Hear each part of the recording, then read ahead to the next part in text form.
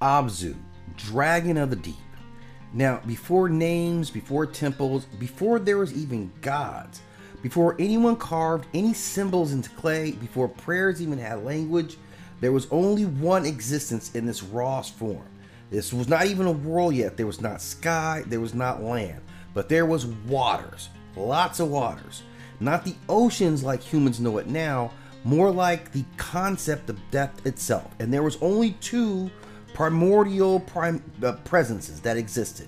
These two conditions of reality. One was Absu, who was the fresh waters below.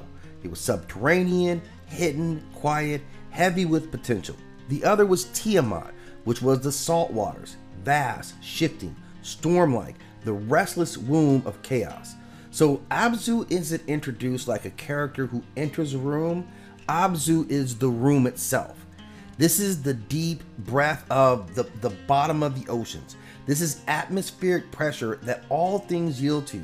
And in this beginning, the very first truth of creation is not about combat or battle.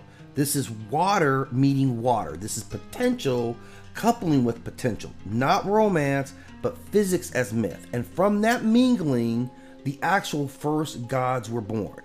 So when this first generation got going, all these new gods emerged, and we see all these personalities.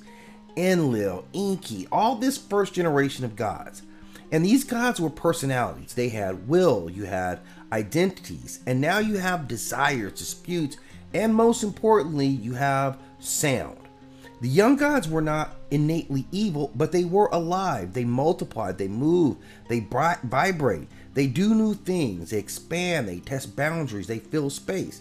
But Abzu is old school. Abzu is stillness.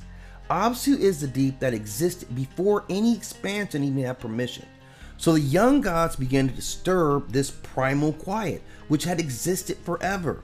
And their activity became so unbearable to Apsu. This is like a swarm of bees that won't let the oldest mind sleep. And the myth says right off the bat that he gets tired of the noise. He's not afraid, he's not jealous, he is genuinely annoyed. And this is the part that people miss.